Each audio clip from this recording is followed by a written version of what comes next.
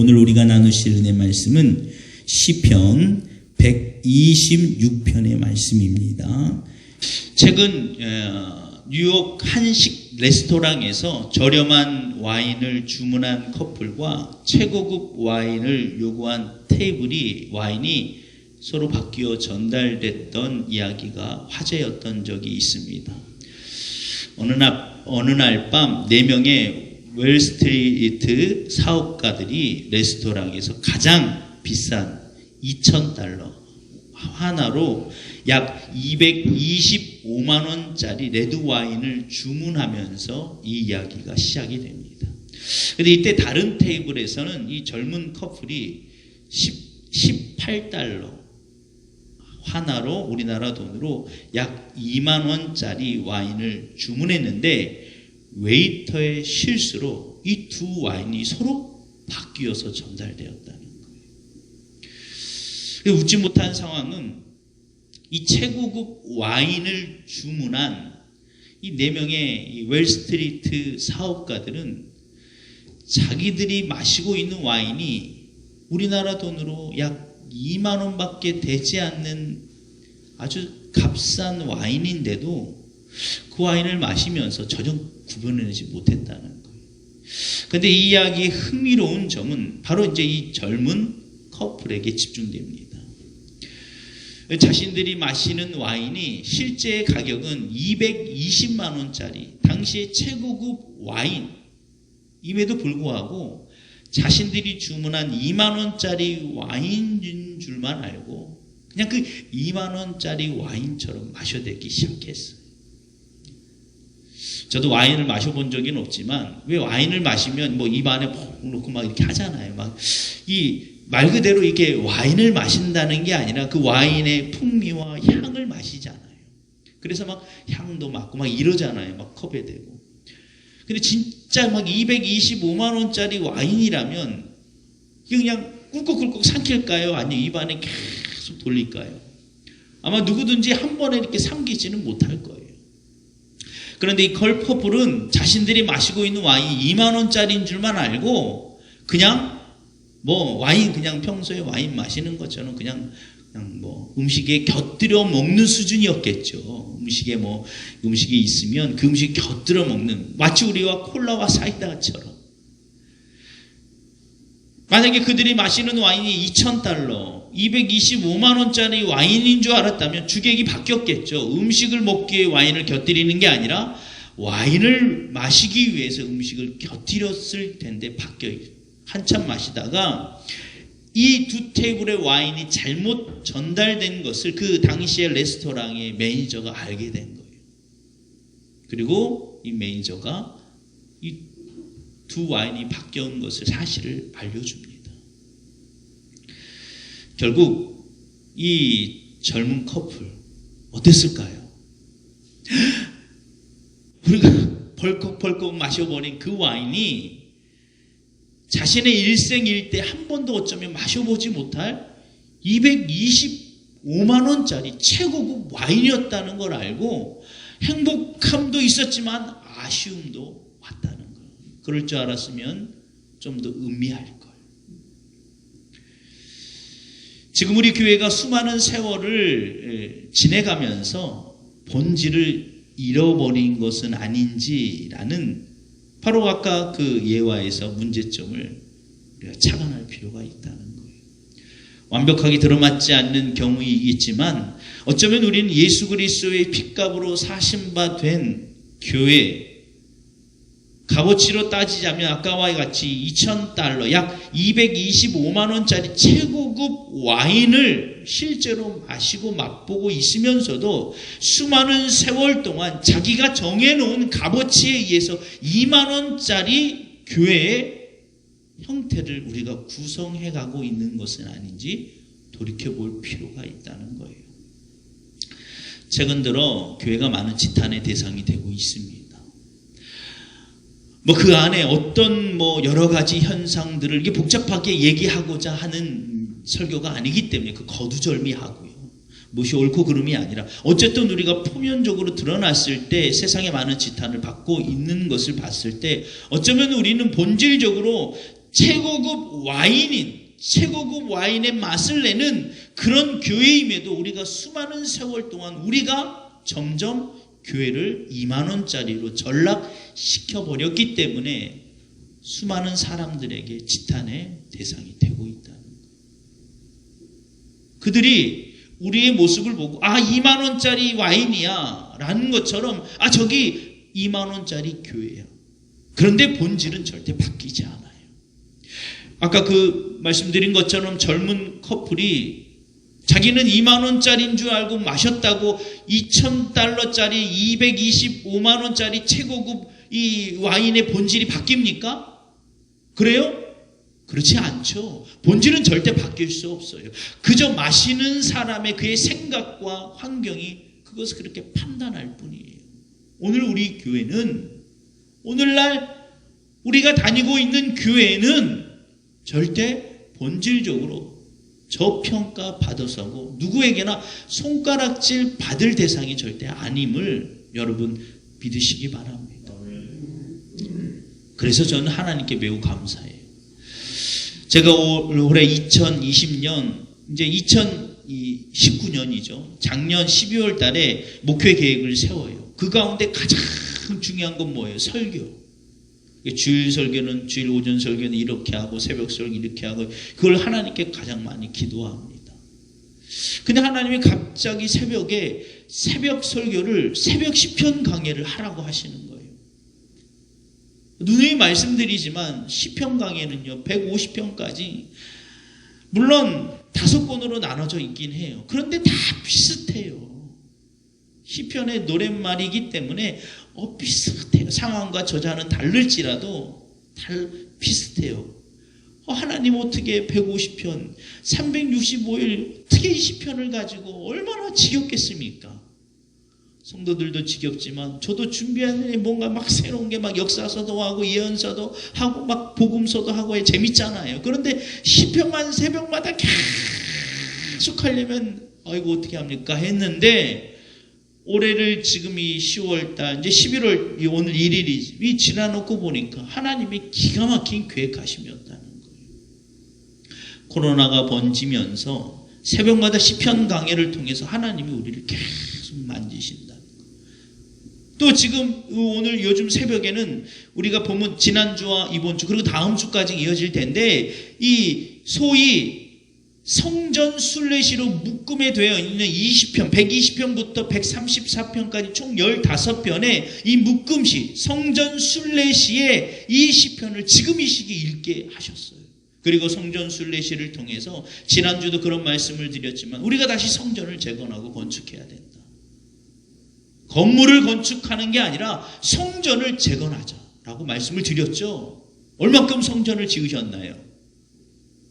내 중심으로, 내 마음으로.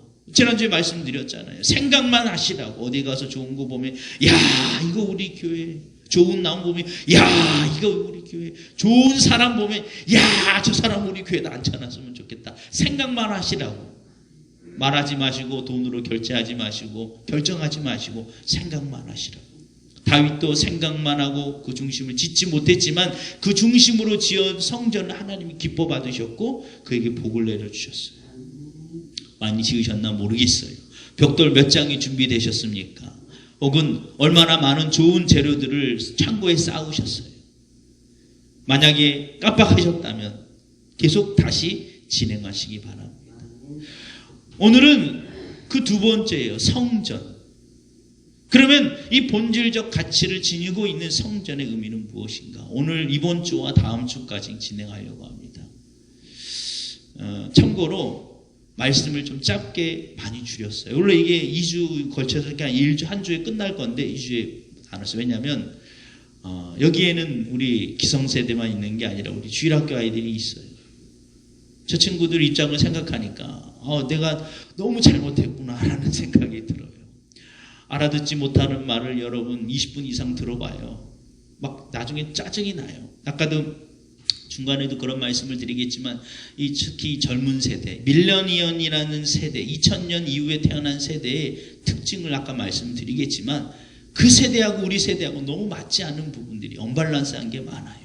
그래서 설교 내용이 짧습니다.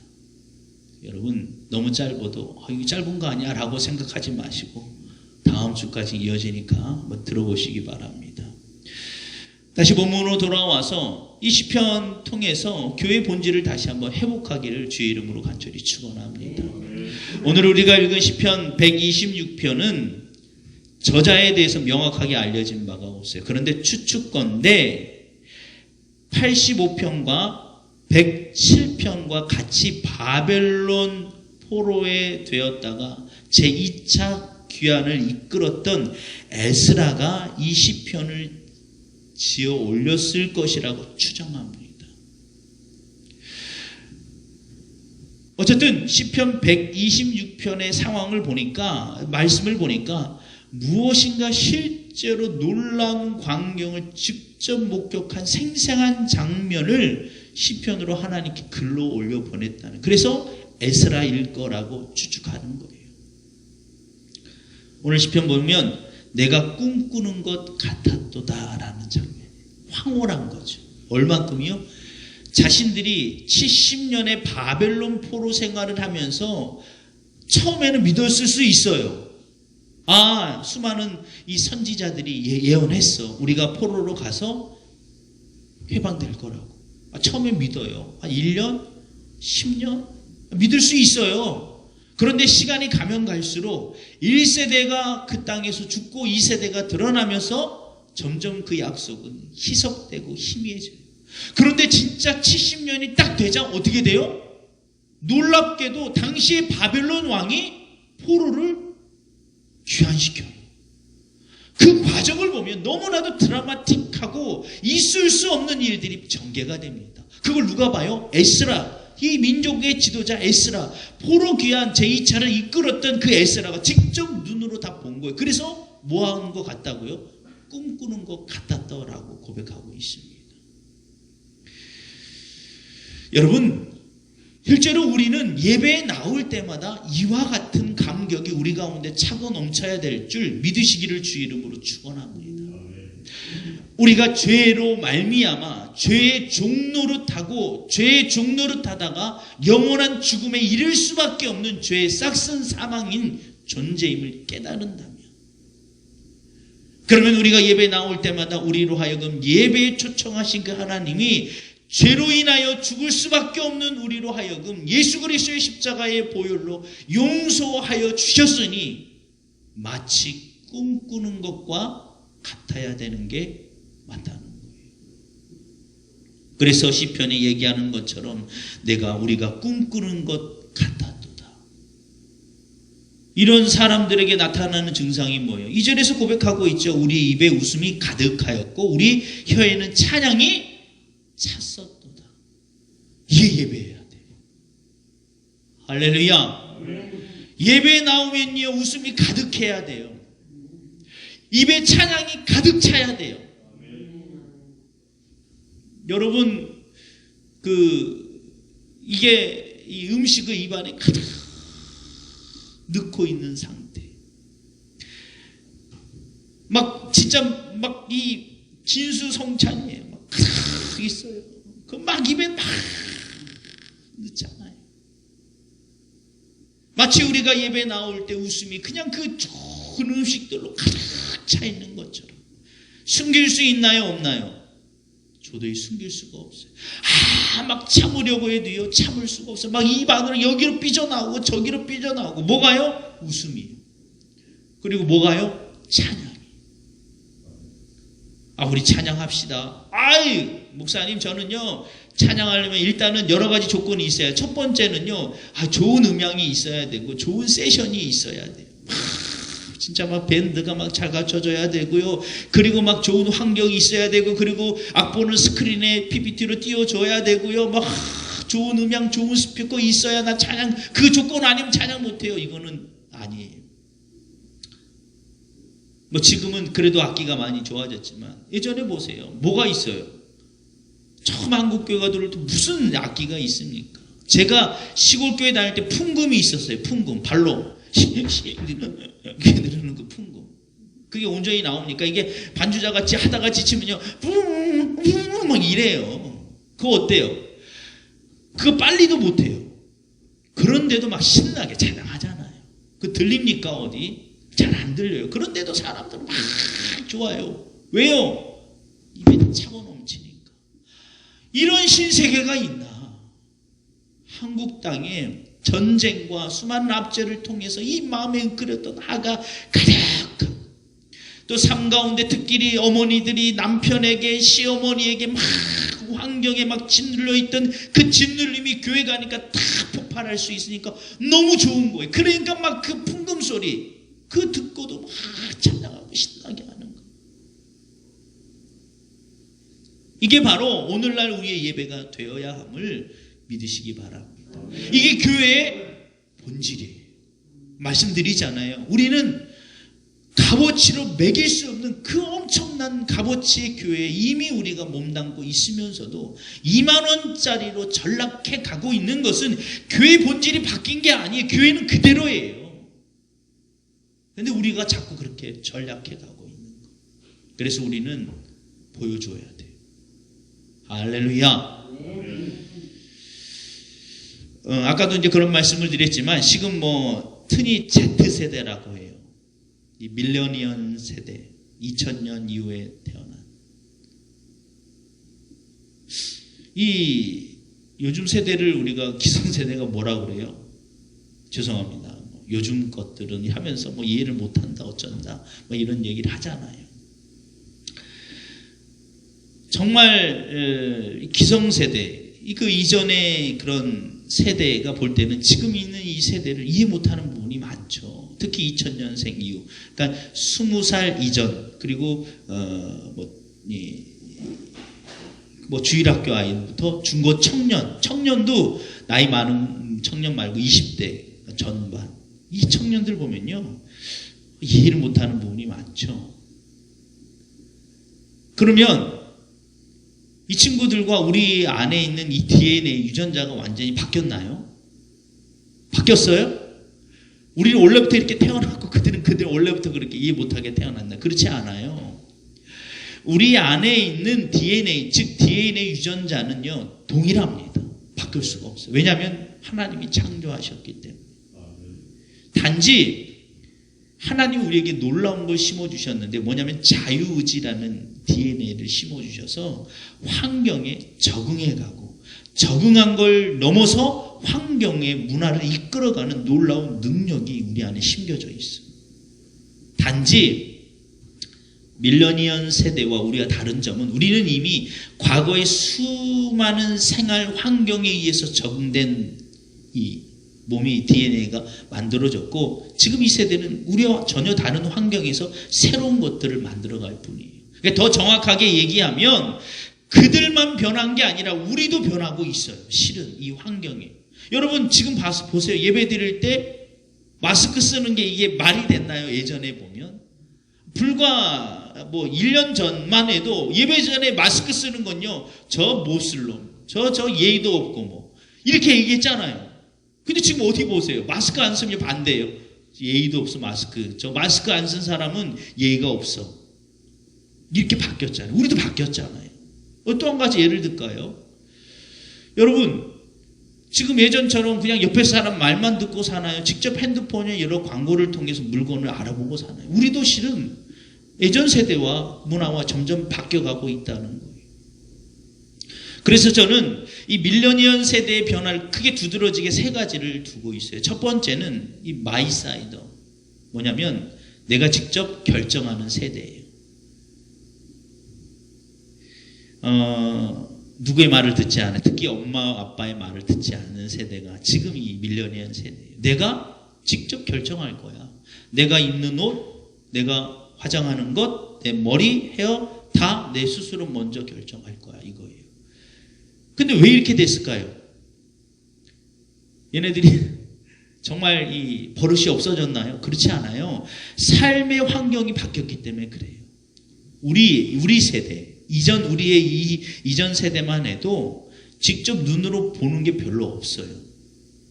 보는 게 없기 때문에 누구의 말에 집중하게 돼 있어요? 부모의 말에 집중하게 돼 있어요. 그래서 어쩔 수 없이 부모가 말하는 결정권을 최선으로 생각하고 또 최선이었으니까. 그렇게 따라가게 된 거예요. 근데 지금은 직접 다 눈으로 봐요. 오히려 부모님들보다 더 많은 것들을 봅니다. 그러니 부모의 말이 들리겠어요? 안 들리죠. 직접 보는 게 더 좋으니까. 우리도 실제로 직접 보고 결정하는 게 많잖아요. 옛날에는 뭐 누가 어쨌다더라 그러면 뭐 그 양쟁물도 뭐 한다고 막 그렇게 되잖아요. 근데 지금은 우리도 그렇지 않잖아요. 직접 보고 결정하는 게 더 많아졌어요. 두 번째 두드려진 건 가치관. 가치관이 아니라 가치관. 뭐냐면 관계는 가볍게, 취향은 중심으로. 무슨 얘기냐면요. 사람과의 관계를 가볍게 생각해. 그리고 내 취향 따라 관계를 갖습니다. 저 사람이 아무리 뭐 중요한 사람이라 내 취향과 맞지 않으면 가까이 하지 않아요. 그래서 관계를 가볍게 갖습니다. 근데 이것도 삶의 환경이 바뀌었기 때문에 그래요. 우리 이전에는 관계가 중심이었죠. 그렇죠? 옆집 사람과 심지어 그 마을 주민과 심지어는 뭐 그 더 옆 마을 사람과의 관계를 되게 중요하게 여겼어요. 그래서 늘 제가 그런 말씀을 드렸죠. 아침에 나가서요. 저녁에 밥상에서 아빠한테 뒤지게 혼날 때가 많았어요. 왜요? 너 우리 동네도 아니에요. 옆 동네 길 가는 어르신한테 너 왜 인사 안 했어? 아니 우리 동네도 아니고 옆 동네 아무 관계도 없는데 인사를 안 한 게 저녁 밥상에 밥거리로 올라와요. 그런 소문은 기가 막히게 퍼져요. 왜 인사 안 했냐고. 왜 그럴까요? 그때는 관계가 매우 중요해요. 왜냐하면 혼자 할 수 있는 일이 그리 많지 않았어요. 농경 문화가 대부분이던 시대에서 집 안에 호미도 충분히 가지고 있고 낫도 가지고 있고 괭이도 가지고 있고 쟁기도 가지고 있고 썰애질하는 썰애질도 가지고 있고 소 일할 수 있는 소이 가지고 있는 집이 거의 많지 않아요. 이 집에는 호미가 많고 이 집에는 낫이 많고 이 집에는 괭이가 많기 때문에 어쩔 수 없이 빌려 쓰게 돼 있어요. 그래서 뭐가 중요해요? 관계가 중요해요. 그러다 보니까 관계 중심적으로 갔지만 지금은 그렇지 않아요. 지금은 혼밥 세대라고 하는, 특별히 이 코로나 이후에 언택트, 개인의 생활이 더 집중되게 이 과학의 문명이 이미 발달되어 버렸기 때문에 혼자 살 수 있는 것들이 많아요. 그래서 관계를 깊게 할 필요가 없어요. 내가 원하는 대로 따라가는 세대예요. 우리는 그렇지 않습니까? 우리도 그렇지 않아요. 우리도 지금 관계보다는 내 중심으로 바뀌어가고 있는 게 실제로 많죠. 왜냐하면 삶의 환경이 바뀌었어요. 우리 아파트만 보세요. 실제로 아파트 한 동이 예전에 보면 한 마을이거든요. 여러분 그 한 마을에 살다 예전에 보면 옆집에 젓가락이 몇 개 있는지까지 어느 정도 알아요. 근데 지금은 어때요? 옆집에 누가 사는지도 몰라요. 잘 관심도 없고 괜히 엘리베이터에서 인사하면 어색해요. 인사 안 하고 엘리베이터에 다른 분이 타면 왠지 벽 보고 있어야 돼요. 우리도 변하고 있다는 거예요. 마지막 두드러진 장면이 있다면 포로인은 팔로우의 사람인, 흔히 얘기하는 인스플로우, 그러니까 내가 무엇인가에 어디를 추종하고 따라가고 있는가에 집중되어 있어요. 옳고 그름이 아니에요. 무엇이 맑고 무엇이 틀리냐보다 지금 이 세대는 얼마나 많은 대중이 그것을 향해 있는가에 집중되어 있다는 거예요. 이거는 우리도 그렇죠. 실은 매스컴에서 말하는 대로만 우리가 믿고 혹은 수많은 사람들이 어떻게 주장하고 있는가에 많이 따라가죠. 또 가장 많이 이거에 대한 피해를 보고 있는 것 가운데 하나가 실은 교회의 한 부분일 겁니다. 많은 사람들이 교회가 잘못됐다 하니까 우리 스스로도 모르게 교회가 잘못하고 있구나라고 착각하게 될 때가 많아요. 예배 드리면 안 돼 하니까 왜 안 되는지를 생각하지 않고 많은 사람들이 예배 당장 드리면 안 되니까 라고 그냥 그것을 치부할 때가 많다는 거예요. 여러분, 제가 이렇게 밀레니얼 세대의 변화를 말씀드리는 이유는 이제 이 설교의 중요한 부분이 나옵니다. 2절 후반부에 보니까 문나라 가운데 말하기를 여호와께서 그들을 위하여 큰 일을 행하셨다 하였도다라는 부분이 나와요. 이 부분이 굉장히 중요해요. 오늘날 우리 교회 본질 가운데 중요한 부분 가운데 한 부분이 이겁니다. 교회가 이전까지 우리만 좋으면 됐어요. 교회 안에서 성도만 좋으면 됐어요. 우리끼리만 좋으면 돼요. 왜냐하면 외부로 전혀 드러나지 않는 교회에 폐쇄성이 있었기 때문에 그렇습니다. 물론 복음을 전하기 위해서 많이 드러나긴 했지만 지금처럼 이렇게 확 드러나진 않아요. 최근 들어요, 매스컴에서 교회에 대한 이야기가 너무 집중 보도되고 있어요. 예전엔 상상도 못할 일이에요. 그냥 뭐 유튜브에서는 그런다 쳐요. 그런데요, 이 공영방송, 특히 이 공영방송 뉴스 시간에 목회자에 대한 사례비, 목회자에 대한 처우, 목회자에 대한 그런 것들이 다 그냥 바뀌어요. 그러니까 마치 우리가 교회가 벌거벗은 것처럼 세상에 다 드러났어요. 딱 드러났고 보니까 교회가 문제가 많네라고 드러난 겁니다. 당시 에스라가 제2차 포로 귀환을 이끌던 당시 아직까지요, 바벨론에는 이스라엘 민족이 있었다는 거예요. 왜냐하면 당시 바벨론 왕이 강제적으로 이스라엘 민족들이 싹 다 니네 나라로 가 한 게 아니에요. 자유롭게 선택권을 줬어요. 가고 싶은 사람 가고 남아있을 사람 남아있어 라고 했어요. 여러분 같으면 어떻게 하겠습니까? 이 질문을 바꿔 해볼까요? 여러분 같으면 지금 이 코로나가 이제 싹 사라졌어요. 그리고 현장 예배를 드리시겠습니까? 아니면 온라인 예배를 드리시겠습니까? 하면 여러분은 어떻게 할 거예요? 두 말하면 잔소리죠. 다 현장 예배로 올 거예요. 코로나가 싹 사라졌다면. 그런데 이 세대, 우리가 경험한 것을 경험하지 않는 그 세대는 온라인 괜찮아. 미디어에 능숙하고 친숙한 그들은 핸드폰으로 예배드리는 거 어렵지 않아요. 그와 같아요. 그래서 이스라엘의 제2세대는 우리 예루살렘으로 가자. 왜 가야 돼요? 거기에 가면 예루살렘에 성전이 있어. 그 예전에 그런 다윗, 솔로몬, 그 부귀영화 수많은 왕들에 있어. 그 예루살렘이 있어. 거기로 다시 가자. 왜요? 우리는 본 적이 없는데. 우리가 본 것은 오직 누구예요? 믿음의 1세대인 아버지 세대, 어머니 세대 말고는 본 게 없어요. 그들 눈에는 가장 현실적인 하나님은 아버지, 어머니, 믿음의 1세대 외에는 없다는 거예요. 무슨 말씀인 줄 아시겠습니까? 지금 현장 예배로 복귀하는 2세대에게 예배에 대한 그 감격은 현장 예배를 별로 드려보지 못한 그들에게는 직접 본 건 없어요. 우리는 직접 봤잖아요. 70, 80년대 교회마다 그 부흥에 얼마나 열기가 뜨거웠습니까? 우리 직접 봤잖아요. 그런데 그들은 본 적이 없어요. 그런 문화를 본 게 없어요. 누구만 봐요? 우리만 봐요. 한 가정에 있는 어머니, 아버지만 볼 뿐이지 그들의 눈에 보인 건 없어요. 그런 그들에게 중요한 게 뭐예요? 예배, 교회의 본질이 회복된 우리의 모습이 그래서 중요함을 믿으시기를 주 이름으로 축원합니다. 그들 눈에도 이렇게 고백이 돼야 돼요. 문나라 가운데 말하기를 여호와께서 그들을 위하여 큰 일을 행하셨도다. 할렐루야. 교회 민낯처럼 다 뒤집어 놓고 보니까 우리가 생각한 것보다 교회가 너무 좋구나. 이게 되어야 한다는 거예요.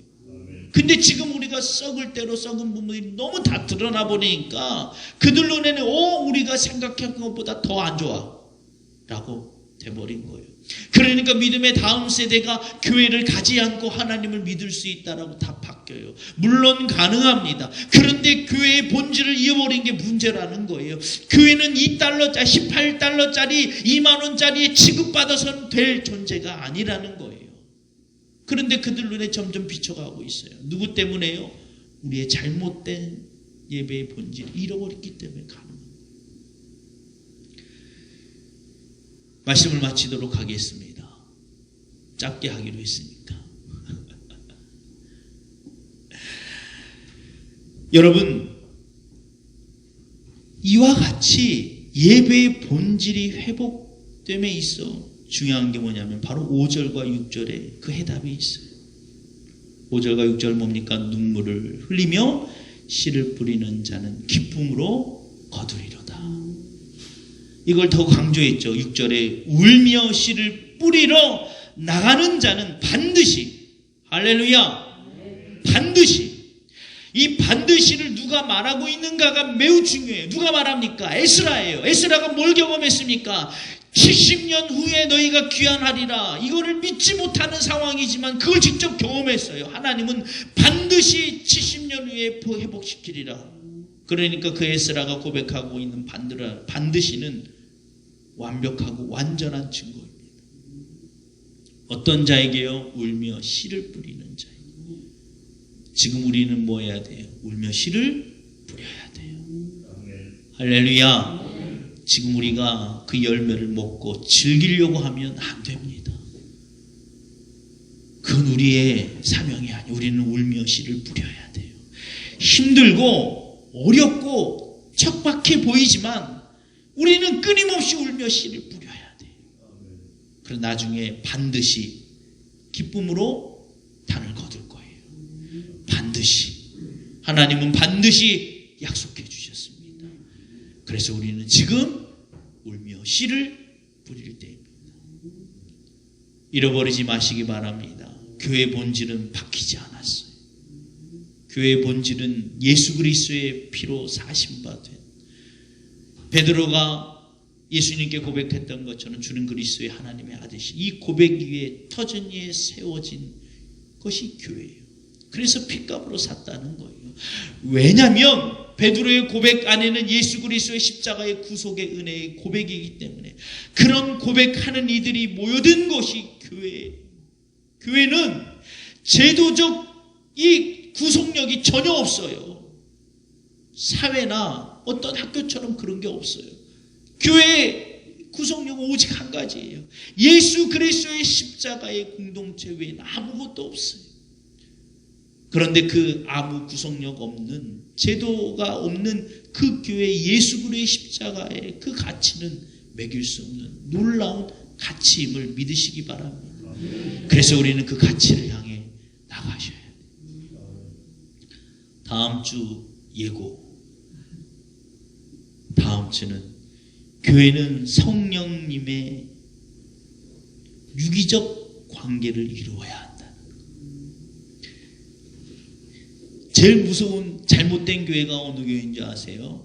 민주당만 모여있는 교회, 자유 한국당만 모여있는 교회, 전라도 분들만 모여있는 교회, 경상도 분들만 모여있는 교회가 제일 문제가 있는 교회예요. 교회는 여러 가지 색채가 모여야 돼요. 여기는 전라도, 경상도, 경상북도, 충청도, 말 못한 데가 있으면 용서하세요. 정치적 색깔도요, 여기는 보수, 진보 다 보이세요. 기적은 뭔지 아세요? 하나로 절대 뭉칠 수 없는 이들이 성령의 기름으로 하나가 되더라는 거예요. 이게 기적이에요. 할렐루야. 이게 교회예요. 큰 진보만 모여있는 교회가 무슨 성령의 기름이 필요합니까? 가만둬도 모이는데. 그러니까 하나님을 무시하잖아요. 하나님과 말씀대로 가지 않고 정치적 색깔에 의해서 몰려가잖아요. 그러니까 교회가 다 무너지기 시작하는 거예요. 교회는 늘 이래야 돼요. 다음 주에는 그거를 말씀드리겠습니다. 말씀 끝. 오늘 목사님이 최선을 다했다 얘들아. 이 시간 우리 복음성가 보면 여기에 모인 우리 이믿음독세라는 복음성가가 있습니다. 우리 한번 부르시고 통성으로 기도하도록 하겠습니다. 여러분, 아까 말씀드린 것처럼 지금은 눈물로 씨를 뿌릴 때예요. 열매를 그냥 따박따박 싸먹으면 종자까지 까먹어버리는 경우가 생깁니다. 이 농사 질 때 보니까요, 굶어 죽어도요 종자는 건드리지 않더라고요. 왜냐하면 종자를 건드리면 끝이기 때문에. 뭐 산에 가서 뿌리를 캐먹고 나무 껍질을 먹고 뭐 하더라도 여러분 믿기지 않겠지만 제가 어렴풋이 생각나는 게 제가 초등학교 때인가 이전인가 보릿고개를 경험했어요. 남들 믿지 않죠. 저 거짓말쟁이 하는데 진짜 보릿고개를 막 집중적으로 경험한 건 아니고 하여튼 보릿고개를 어렴풋이 이 경험을 했어요. 보리쌀만 먹더라고요. 지금은 뭐죠? 이 보리밥을 뭘로 먹죠? 이렇게 즐기는 거죠. 그때는 그 보리밥이 나도 그 경험한 게 아주 생각이 나요. 모르겠어요. 생각인지 하여튼 그 생각이 나요. 그럴 때도 종자는 건드리지 않아요. 여러분 지금 우리는 종자를 건드리면 안 돼요. 지금 교회가 이 부흥했던 그 화려한 시기의 그 열매 그건 다 지금 이미 떨어졌어요. 지금 종자밖에 안 남았어요. 근데 그것까지 홀딱 까먹어버리면 안 돼요. 우리는 눈물로 씨를 뿌려야 돼요. 종자를 보호하면서 눈물로 씨를 뿌려야 돼요. 여러분 그 부분을 놓고 기도하세요. 하나님 다시 우리가 눈물로 씨를 뿌리게 하여 주옵소서. 열매는 어떻게 열릴까 그건 우리가 생각하지 마시고 눈물로 씨를 뿌리셔야 돼요.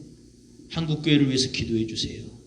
여러분 한국교회가 다시 눈물로 씨를 뿌리게 하여 주옵소서. 자꾸 없는 열매 가운데 그걸 서로 먹으려니까 싸우는 거예요. 그런데 내가 교회 중직자가 되어야 될 이유 혹은 교회 감리교가 단 가운데서는 감리사 의회 제도니까 감리사 감독회장이에요. 이런 큰 중직을 맡아야 될 이유가 열매를 먹기 위함이 아니라 눈물로 씨를 뿌리기 위함이라면 왜 그것 때문에 싸우겠어요? 그렇죠? 여러분 그래서 우리가 지금 한국교회를 위해서 기도해 주세요. 하나님 다시 한국교회가 눈물로 씨를 뿌리게 하여 주옵소서. 여러분 그리고 믿음의 다음 세대를 위해서 특별히 온라인 예배에 완전히 적응되어 있는 그 세대를 위해서 기도해 주세요. 그리고 우리가 입에 차고 넘치고 찬양이 차고 넘침을 직접 보여주는 그 은혜를 허락하여 주옵소서. 우리 이렇게 기도하고 마치도록 하겠습니다.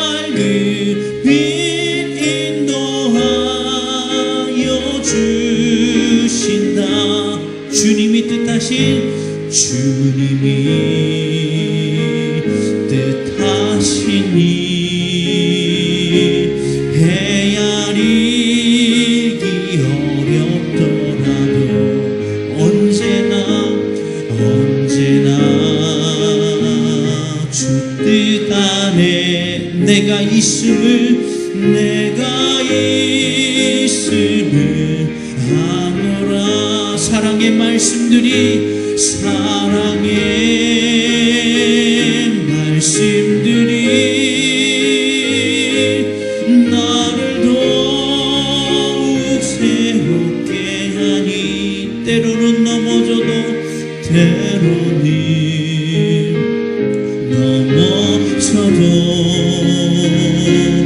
세우신 이름 믿노라. 아멘. 이 믿음도 굳세라. 주가 지켜주신다.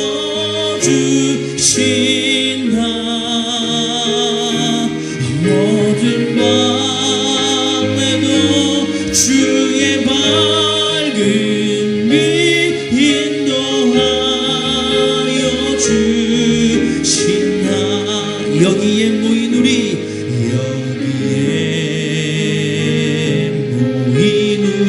사랑받는 주의 자녀라. 주께서 뜻하시니 우릴 통해 펴지신다. 이 믿음도 굳세라. 주가 지켜주신다. 어둠 밤에도 주의 밝은 빛 인도하여 우리 마지막으로 이 믿음도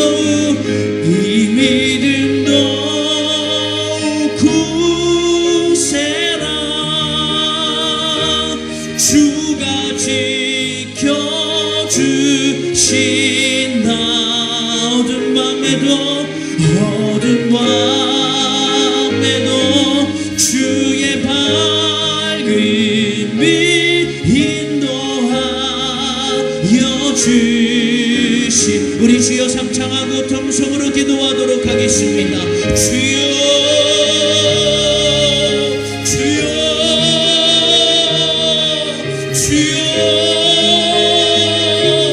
하나님, 이 시간 주님 앞에 간절히 기도하오니 다시 아버지 하나님이 한국교회에 성령의 바람이 불어오게 하여 주옵소서. 하나님, 이 땅 가운데 다시 한번 교회들을 통하여 부흥의 바람이 불어옴으로 말미암아 썩어진 부분을 도려내며 다시 갱신되며 말씀으로 회복되게 하여 주옵소서. 예수 그리스도의 핏값으로 세워진 바 된 교회 가운데 성령의 충만함이 차고 넘치게 하여 주시고 아버지 하나님이여 삼천리 금수강산에 기도의 불이 밝혀지게 하여 주시옵소서. 아버지 하나님, 이 시간 주님 앞에 간절히 기도하오니 다시 한번 아버지 하나님이여 이 땅, 이 나라, 민족 가운데 교회를 중심으로 살아계신 하나님의 능력이 선포되어지며 교회를 중심으로 하나님의 놀라운 역사를 일으키는 세대가 되게 하여 주옵소서. 하나님, 지금 우리가 먹고 마실 세대가 아니라 열매를 먹어야 될 세대가 아니라 눈물로 씨를 뿌리며 눈물로 아버지 하나님의 씨를 뿌리게 나가야 될 세대임을 잃어버리지 아니하고 하나님, 다음 세대와 아버지 하나님이여 믿지 못하는 그 세대와 하나님 온라인 예배에 적응된 그들로 하여금 다시 현장에 나와 예배하게끔 우리의 삶이, 우리의 모습이 교회 본질이 회복될 수 있도록 인도하여 주시옵소서. 하나님, 교회들마다 예배 가운데 성령의 강력한 역사가 나타나며 성령의 강력한 능력의 불이 나타날 수 있도록 인도하여 주옵소서. 다시 교회로 병든 자들이 몰려오며 상한 자들이 몰려오며 믿지 못한 자들이 다시 교회로 몰려오게 하여 주시옵소서. 하나님, 교회가 이 땅의 유일한 소망이며 희망이며 치유의 모습이 될 수 있도록 회복시켜 주시옵소서. 하나님, 다시 한번 이 한국 땅에 이와 같은 교회의 본질의 모습이 회복되어지며 교회 아버지 하나님 이와 같은 능력이 나타날 수 있도록 인도하여 주시옵소서. 모든 영광을 하나님께 올려드립니다. 모든 능력이 하나님께 있습니다. 하나님, 역사하여 주시옵소서. 지금은 우리 구주 예수 그리스도의 십자가의 구속의 은혜와 지금도 분명 살아계셔서 우리의 모든 생사복을 주관하고 계시는 하나님의 그 크신 사랑하심과 우리 안에 내주하시면서 우리를 위하여 말할 수 없는 단식으로 친히 간구하여 주시는 성령님의 감화 감동교통 역사하심이 오늘 말씀처럼 교회의 그 아버지 놀라운 아버지 예수 그리스도의 십자가의 가치를 위하여 열매를 먹는 세대가 아니라 눈물로 씨를 뿌리기로 작정하는 모든 성도와 우리와 관계를 맺고 있는 모든 가정과 직장과 사업장 위에 특별히 하나님 아직도 경험해 보지 못한 아버지 다음 세대를 위하여 이제로부터 영원토록 함께 하시기를 간절히 축원하옵나이다. 아멘.